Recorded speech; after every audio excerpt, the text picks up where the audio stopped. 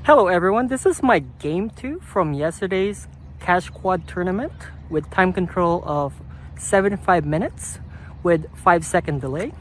I played black against 1900 rated player and we played the Benoni defense, d4, c5, d5, and I pushed d6. Pretty standard setup, and there are multiple ways to play against Benoni defense. One of them is c4.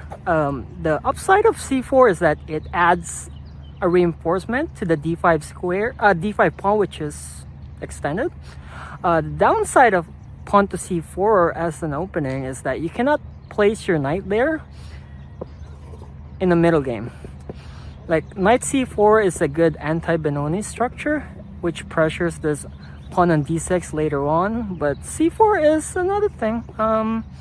It's mostly played, I believe, the second most popular on the database, and it's also like second best move on the engine, but not a big fan of it. I don't typically play pawn to c4 as white if I'm ever against Benoni. My setup for black is pretty standard. I just have a fianchetto structure on the king side, and then my goal is just to castle immediately. His setup is pawn to e4, and then knight f3, and a castle.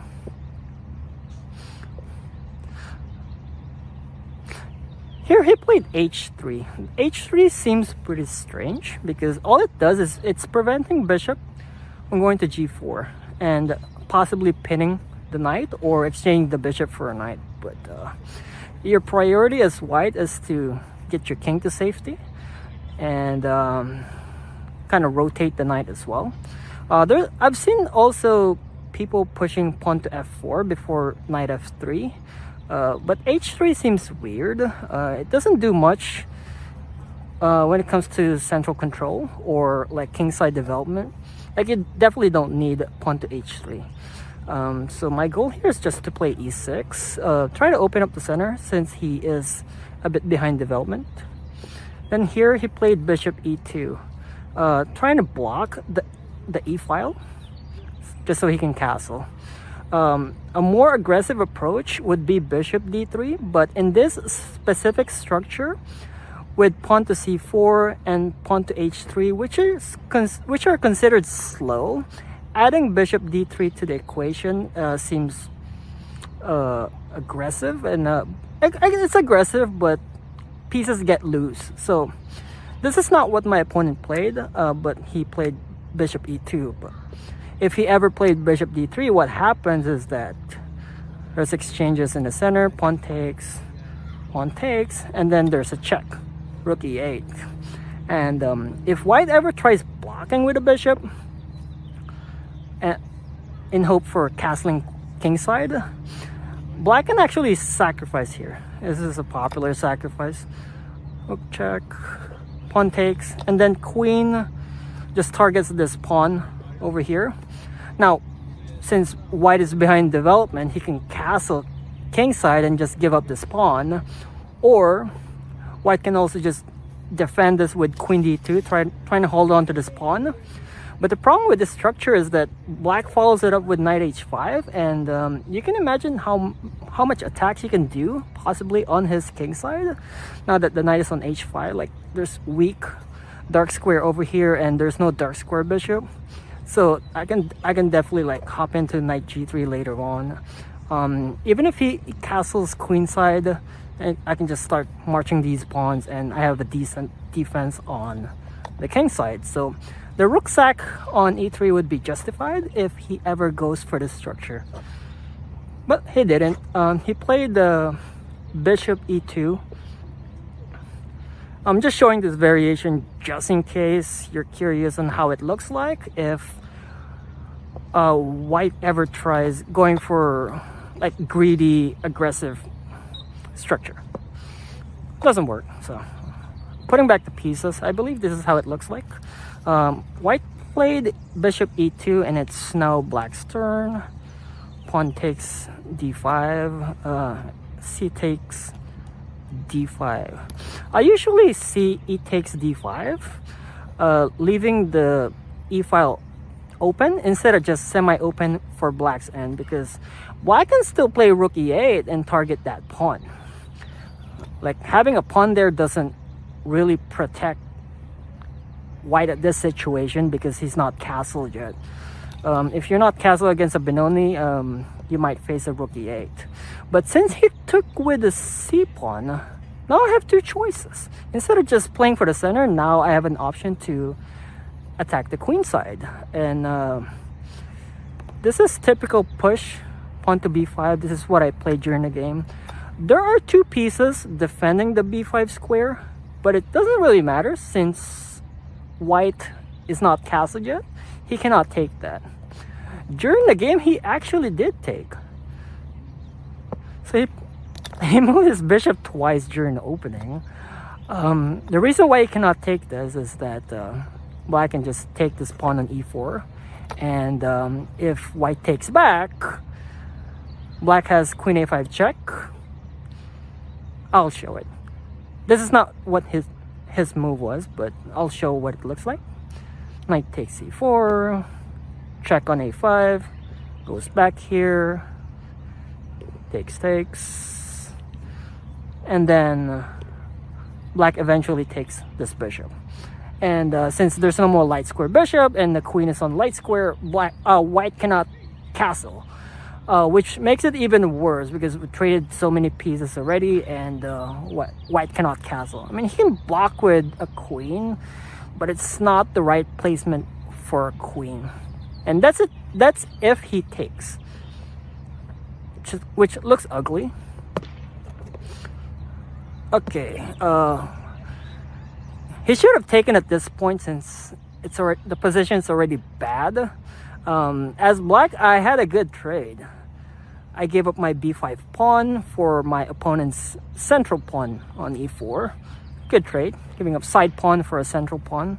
Pretty good deal as black. And also I am initiating the aggression. After taking the pawn, he finally castles. And then I took this knight, because I'm not going back. I'll take it. Takes back. The best play here for black would be like queen a5, and just developing the queen, taking it out of the back rank, and it's a good square for queen to be there. Also pressures the bishop.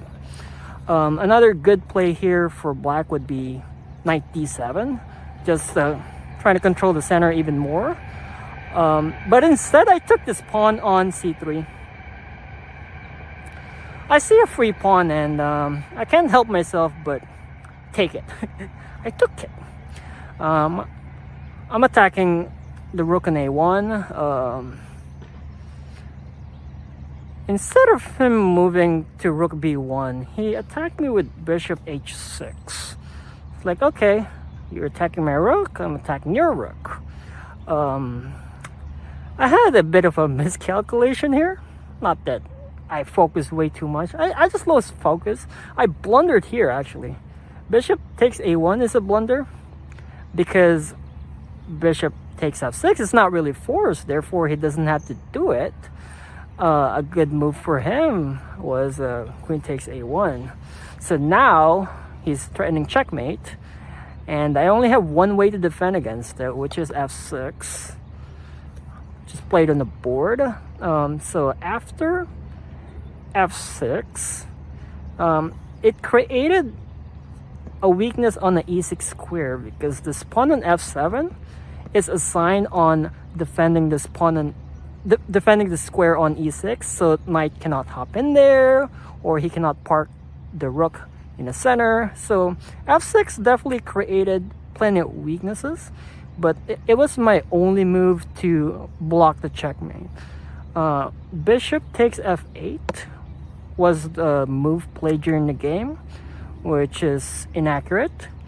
The best way to play this as white is knight g5. Well, I cannot take back, and also he's just maximizing his space around the board. Also, his knight g5 prepares a knight e6 move. E6 square is defended by a bishop at the moment. However, he can reinforce the attack on the e6 square by bringing the rook on e1 or placing a bishop on c4, putting more pressure on the e6 square and then eventually hopping in there. That would be the best play, but my opponent didn't do it that way, but instead he took my rook. So we're just even on material now. So here I can take with a queen or king. Doesn't really matter that much, but I took with a queen.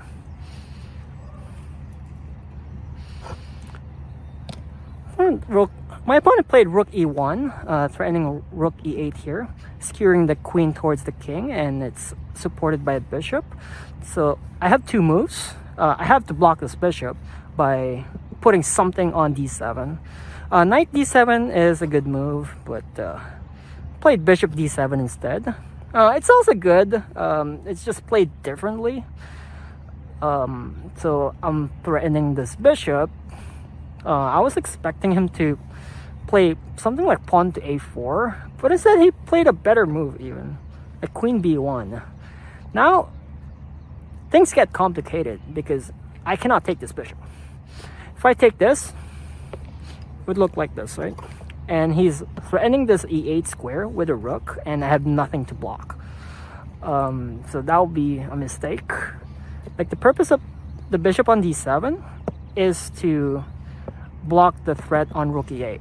So I cannot play that move. Also, I thought of playing queen c8 because I had a lot of problems on my queen side not being developed. Like, the rook being stuck here in the corner in the middle game is a bit of a problem. So I thought of queen c8 and maybe placing a knight on a6 later on, like this.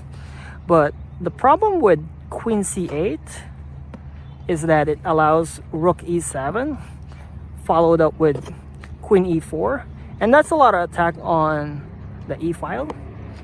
I believe once he gets in the e file followed up with a queen is pretty much game over, so I can't allow that. So two moves that are not available: bishop takes b5, queen c8, not available. Knight cannot really move. It's currently defending the bishop. A6 would be a bad move as well, because all he does is just goes back here, and now he's planning to sack here on g6. I can't really go back with bishop e8 trying to defend us, because he goes in with queen b7, then just hitting this rook. Can't do that. So the position is this if he ever goes back. If I play like king g7 supporting this pawn, he can do the same thing, queen b7. Or actually there's even like knight h4 hitting the pawn, so it doesn't have to really go into the b7 square. So that's why a6 is a bad move. So, you know, process of elimination, there are three bad moves: bishop takes, queen c8, and a6. I'm running out of options here, but my goal is to defend this bishop. Also, queen f7 is a bad move. Rook just goes in and threatening this pawn. If I ever take this, it's gonna be a lot of trouble on the diagonal, so it would be a problem. I can't take on e6, but I also have to defend the bishop. It took me about 30 minutes to find this move, but the move I found was queen d8. It's the only move on for this turn, actually, because queen d8 defends this pawn on f6, indirectly defends this pawn on d6 if I remove the bishop. Also, it gives me an option to take the bishop now on b5. Another bad move actually that I thought of was like bishop f5 because all white does is just plays the queen over here, and Now he's threatening something like knight h4 or g4 next move, and then I'll be going back to d7, which means I'm back to square one and the queen will be in a better square. So yes, another bad move that I saw during the game is bishop f5. A lot of bad moves on the board. So I would say my 30 minutes for queen d8 was well spent. Found a good move, and a bit proud of it. So queen d8, played knight d2. His goal is pretty much straightforward. So the goal of knight d2 is placing a knight on c4. Like I said earlier during the opening phase, knight c4 is a good square for knight, just so it pressures this weak pawn on d6. Typically Benoni has a weak pawn on d6, so it's good to park there. It's another good move here on knight e4 if c4 is not available, but he has both squares available. So this position was looking scary. Also, there's not that many options for me for black other than taking this bishop. So when I played queen d8, I was able to prepare this. Took this, takes back, and the difference between taking the bishop there earlier without the queen on d8 is that now I can place a knight on d7. Okay, now I can finally catch up on the development. Hopefully he doesn't attack that aggressively. So after knight d7, he played rook e6. He's really attacking here, you know, putting his pieces on good squares. Rook e6, pressuring this.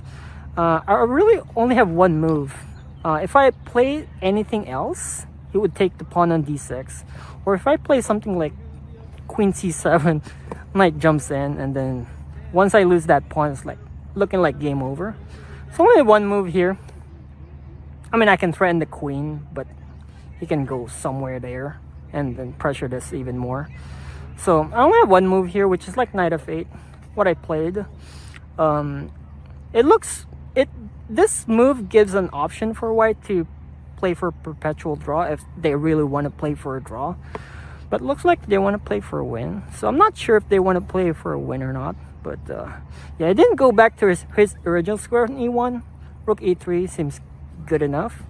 So after rook e3, I played rook b8, putting my rook on the other open file. So there's an open file on the e file, and I occupy the other one. Rook b8, threatening the queen. My opponent played queen a6, hitting this pawn and also hitting the pawn on a7. A bit weird. So I kind of have to chase him. Like, I mean, I can play queen c7, but it looks passive. A more active move would be queen b6. I want to chase him. Like, if I can trade queens, I can hopefully catch up on the development, because this knight doesn't really belong here. It's just in the back rank temporarily. I put it there to hit the rook on e6 earlier, but it shouldn't be there. It should be somewhere else. Like, knights have better things to do in their life. You know? Instead of going back, he took my queen on b6. I think white should have done is like pull back and kind of just maintain the pressure, play the game out. Also, taking the queen looks draw. Even though black is up a pawn, I don't think that's justifiable to be a win as black. So, like, trading queens here looks like a draw. Also, if he pulls back to queen e2, this looks like a bad position for black. Something that's hard to play, because the pawn structure is terrible and the knight doesn't have that many squares to play. So, I don't know why he traded queens. So, yeah, he took my queen. I can take with a pawn here or a rook. It shouldn't matter. I took with a rook because it's an open file. I don't want to close it. And also, his follow-up moves like knight c4, pretty obvious. Next move, if I take with a pawn, I get hit again, which is unpleasant that I have to defend. So in the end game, I typically attack. So here I played a rook, b1 check. Then his only move is king h2. Looks forced. Then I played rook d1, hitting this pawn. He should have defended that pawn. Can he defend that pawn? Actually, no, he cannot. So here he took my pawn on d6. Took the pawn on d5. And he played knight c8. So there's a fork threat on e7. And also my pawn on a7 is attacked. So looks like the only move I have protect the e7 square and the pawn here. So after rook d7, he played rook a3.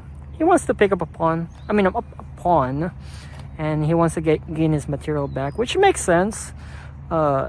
This pawn is way too far from the board. I cannot defend it, so I played knight e6. Finally, this knight in the back rank has developed, but it's not in a good square yet. But it's better than being in the back rank, just sitting there doing nothing. I can put it somewhere else later on, but should be good enough for now. Knight takes a7. And then here, it looks like a typical endgame where you just have to improve your position. And our goals are straightforward.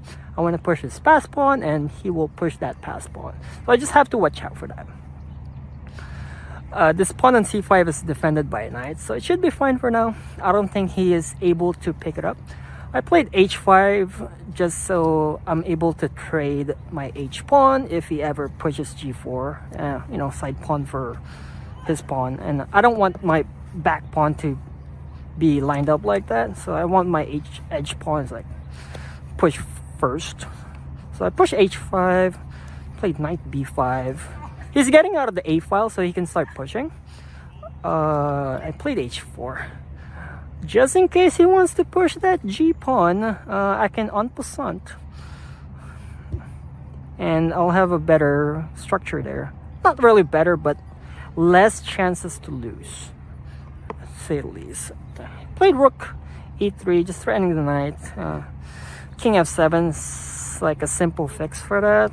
Just getting out of the back rank and supporting the knight, and typical endgame. He played rook c3. So he moved his rook. He's moving his rooks back and forth, which makes me think that he wants to flag me. Not really good strategically to play one piece like twice in a row, hitting single targets at once. So yeah, at this point I got the memo that he wants to flag me. He played rook c3, and I believe at this move I only had 6 minutes remaining, and the time control is for 5-second delay, not increments. So once I lose the time, I don't get it back, like it doesn't stack. So after rook c3, I gotta start playing fast here, and the moves came fast. Rook d2, targeting 2 pawns, and then he pushed a4. I don't think he can push this a4 pawn all the way, because this knight can back it up. Like I have like knight d8, knight c6 stuff.